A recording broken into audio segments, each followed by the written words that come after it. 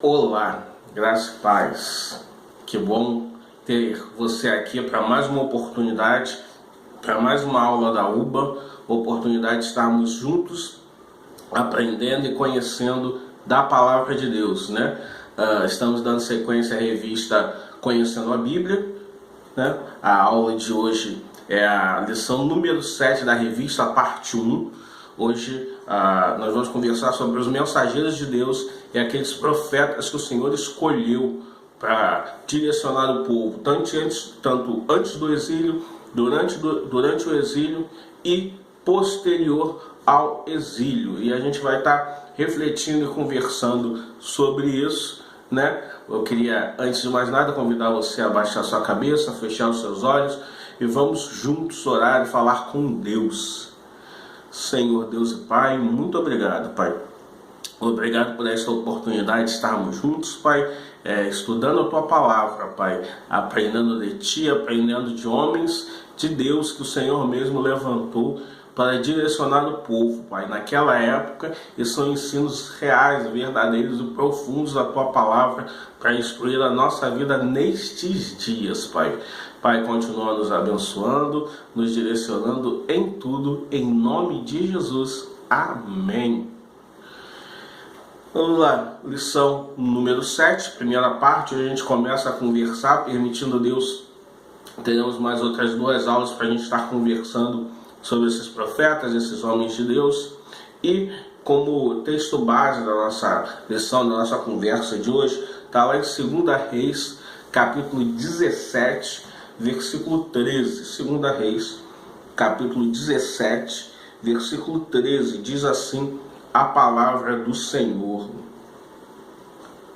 O Senhor advertiu Israel e Judá por meio de todos os seus profetas e videntes: desviem-se dos seus maus caminhos, obedeçam as minhas ordenanças e os meus decretos, de acordo com toda a lei que eu ordenei aos seus antepassados que obedecessem, e que lhes entreguei por meio dos meus servos, os profetas.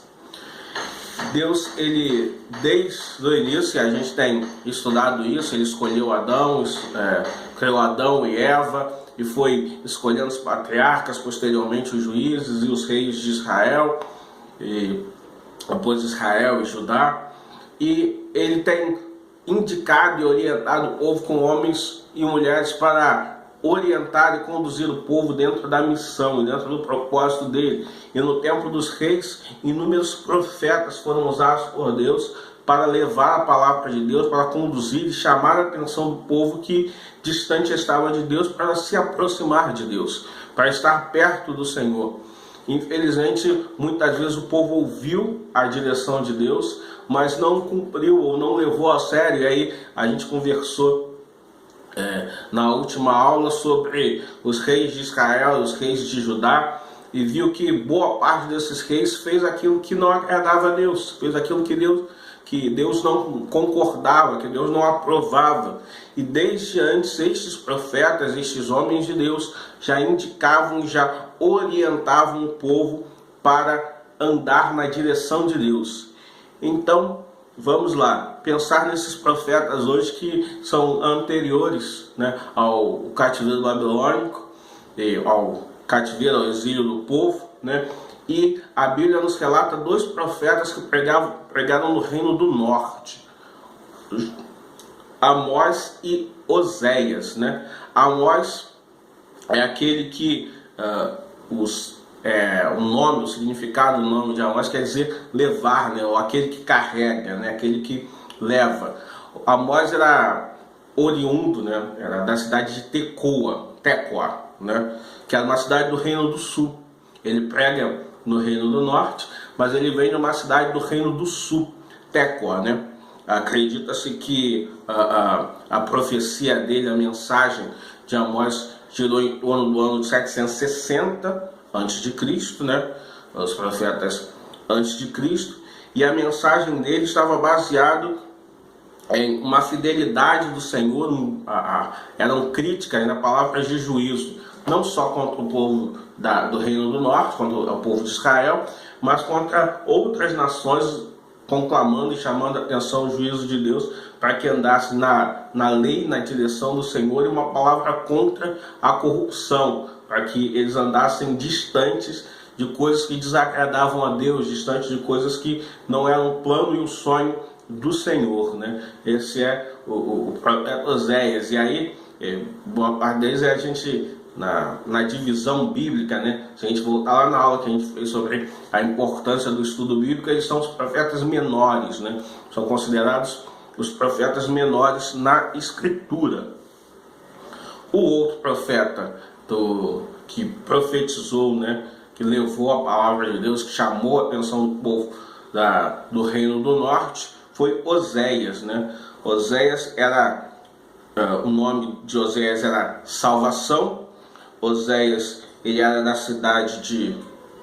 Não, Oséias, ele era do Reino do Norte, né? Ela fala do Reino do Norte. Oséias, ele tem uma questão muito interessante na sua profecia, né? E Oséias, ele casou com uma mulher que foi retirada da prostituição. Ela vivia da prostituição. Oséias casou com essa mulher, ele retira da prostituição e tem 3 filhos com essa mulher. E tanto este casamento, esta mulher, o casamento e os 3 filhos que Oséias tem com essa mulher são usados na profecia de Oséias para chamar a atenção do povo de Deus com relação a como andavam com Deus, com relação a como estavam comprometidos com Deus, né? Chamar a atenção do povo a respeito disso. A profecia de Oséias em torno de 755 a 725, e ele fala de acordo contrário à corrupção, né, em Israel, Reino do Norte, né, como a gente já falou, usando a própria experiência dele, né, usando o próprio casamento, os filhos, para estarem rebatendo a forma profana que o povo do Reino do Norte estava vivendo, né? Você reparou que a gente fala de Amós pregando em 760, né? Alertando o povo contra o juízo de Deus, contra a condenação, que o povo deveria andar na direção de Deus. Oséias em torno de 755 a 725, alertando também o povo, chamando a atenção do povo, mas o povo não se coloca, né, não se rende à orientação de Deus. E aí, em 722, o Reino do Norte vai para o exílio, né, como a gente já conversou na última aula. Dando sequência à nossa conversa aqui, os nossos profetas falam de Reino do Sul. Reino do Sul fala de Miqueias, né? Miqueias, que significa quem é como Deus, quem é como o Senhor, né? Nome forte, o nome de Miqueias, quem é como o Senhor. Miqueias é natural da cidade de Moreset-Gat, uma pequena cidade da região montanhosa de Judá, do Reino do Sul, e vai profetizar algo em torno ali do ano de 720 a 711, isso aí já no Reino do Sul, né? Já em Judá, né? A mensagem da profecia de Miqueias é uma mensagem com relação à injustiça social. Ele fala muito dessa realidade da injustiça social. Miqueias, entende que ele é alguém que vivia no meio dos pobres, vivia no meio das dificuldades, das necessidades do povo e se portava desta forma, né? Então ele entendia das necessidades do povo, entendia das dificuldades do povo, dos impostos cobrados, de quão pesado era o Estado, que uns poucos ricos tinham sobre a sua mão controle, tinham o domínio das riquezas, a fartura de tudo, e os pobres não tinham nada, não tinham direito a muitas coisas. E ele chama até atenção aos líderes religiosos da época, que se perverteram, que profetizavam, julgavam e cuidavam do povo religiosamente por suborno, né? É muito interessante ver o livro de Miqueias anos atrás, antes de Cristo, mas com uma mensagem muito atual, né? A gente for prestar atenção no livro de Miqueias, se a gente for ler o livro de Miqueias, aconselho vocês a lerem a Bíblia toda, né? A gente, nessa revista Conhecendo a Bíblia, a gente está tentando fazer esse panorama bíblico, mas é importante a gente ler a Bíblia toda. Mas se a gente ler o livro de Miqueias, a gente vai perceber que é um livro bem atual, né? Bem falando das nossas realidades, falando da corrupção dos poderosos, de poucos com muito e muitos com pouco, né? Falando de líderes religiosos pervertidos e desfocados, né? E Miqueias, ele bate duro, bate forte com relação a isso. Eu aconselho uma leitura no livro de Miqueias, muito interessante, muito atual nos nossos dias. Outro profeta importante para conversarmos hoje é Isaías, né? Isaías, alguns vão dizer que o significado do nome é o Senhor salva, né? Senhor ajuda. Isaías é natural de Jerusalém, nobre, estudioso.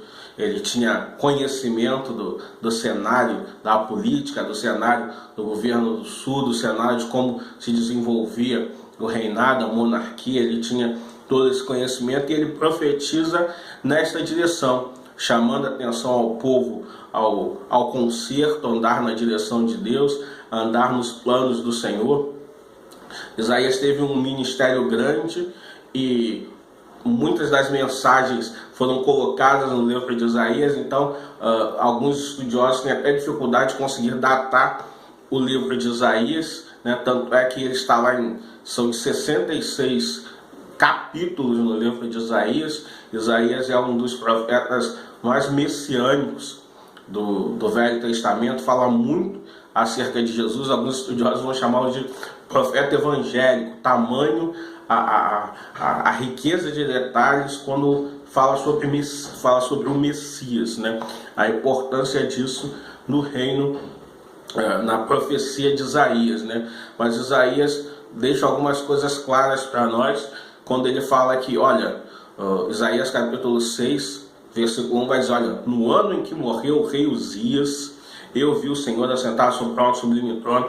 O chamado início do ministério de Isaías é no ano da morte do rei Uzias, né? Os estudiosos vão datar em algo em torno de 740 a morte de Uzias, né? Então, se 740 é o ano da morte de Uzias, foi neste ano 740 a.C. que se deu início ao ministério de Isaías, né? Isaías, sobre a profecia de Isaías, né? Sobre a direção, conduzindo o povo, tentando profetizar e chamar a atenção ao povo a andar nos moldes e andar nos planos do Senhor, andar na direção do Senhor, a profecia de Isaías no Reino do Sul. Sendo assim, essa mensagem de Isaías contra a corrupção do povo, né? Contra o povo estar adorando falsos deuses, contra o povo não estar íntimo do Senhor e buscando redenção, né? Arrependimento, redenção com o Senhor. A palavra de Isaías chama muito essa questão de arrependimento, de redenção, né? Falar uma palavra apontando para o Messias, né? Apontando para a esperança, apontando para a vinda de Jesus, né? E se a gente olhar toda a Bíblia, ela aponta para Jesus, inúmeros pontos do Velho Testamento apontando e direcionando para Jesus. Mas isso é uma conversa para um outro dia, um outro momento, ok? Outro profeta que vamos conversar é Sofonias. Sofonias tem como significado seu nome, o Senhor escondeu, né? Sofonias é natural do Reino do Sul, ele prega no Reino do Sul, e a mensagem de Sofonias está lá em torno do ano 630 a.C., né? Sofonias prega contra a idolatria, né? E contra a aproximação do povo de Deus de costumes com povos estrangeiros, né? A gente já viu isso em outros momentos, né? O povo de Deus começa a se relacionar com outros povos e começa a pegar as divindades, os costumes dos outros povos e querer inserir isso no povo de Deus. E Sofonias prega fortemente contra isso, que o povo deveria andar na direção de Deus. O povo deveria andar na direção do povo do Senhor e prega ao povo, chama atenção com relação à ira de Deus, que viria a ira de Deus se o povo não andasse na direção de Deus, né? E a gente já viu, né, a última aula, nossa conversa, vamos continuar conversando sobre isso, que o Reino do Sul também foi levado cativo, também foi levado para o exílio, no caso do Reino do Sul, para o exílio babilônico, né, de Nabucodonosor. Ok? E vamos falar de dois profetas que têm a sua profecia relacionada a Nínive, Naum e Jonas. Naum, que significa consolação, né? Naum era natural da cidade de Eclos. A data do livro de Naum, a data que foi registrada, né, algo em torno de 612 a.C., e Naum prega contra Nínive, contra a cidade de Nínive. Naum prega chamando a cidade de Nínive, falando do juízo de Deus contra a cidade de Nínive. E Jonas, que é a de Get-Mafer, prega em Nínive, né? A Jonas dos profetas de nós é talvez uma das histórias mais conhecidas, né? Os livros mais pregados. História de Deus chamar Jonas para pregar para Nínive, Jonas não querer pregar para Nínive, e para o outro lado, Jonas vai para Tarsis, ele pega o caminho contrário, e Deus o chama a atenção, ele vai parar na barriga da baleia, e só depois, ou a barriga de um grande peixe, e só depois que ele vai pregar a palavra de Deus e cumprir o chamado dele, né? E aí ele prega e leva Nínive a conhecer a palavra do Senhor, leva Nínive ao arrependimento. Ok? Essa foi a nossa primeira conversa, né, sobre esses profetas. Permitindo Deus, a gente vai continuar a conversar sobre esse assunto, né, sobre os mensageiros de Deus. Falamos um pouco hoje sobre Oséias, sobre Miqueias, Sofonias, Naum, Jonas, Amós, Isaías, homens que Deus levantou num tempo específico, num local específico, para levar a mensagem dele. Da mesma forma como ele conta comigo e conta com você. Conta conosco na transmissão da palavra dele, na transmissão da mensagem do Evangelho. Deus, ele tem te colocado numa família, numa rua, num trabalho, para que você faça a diferença, para que você leve a mensagem do Senhor, para que você possa impactar pessoas com a mensagem do Evangelho. Se essas pessoas vão abraçar o Evangelho, como elas vão se portar com relação ao Evangelho, é uma decisão delas, mas a nossa responsabilidade é falar no amor de Deus, é anunciar que só Jesus salva, só Jesus pode transformar a vida delas. Tá? Que Deus te abençoe muito, cuide de nós e nos vemos nas próximas lições, tá bom? Vamos orar? Senhor Deus e Pai, muito obrigado, Pai.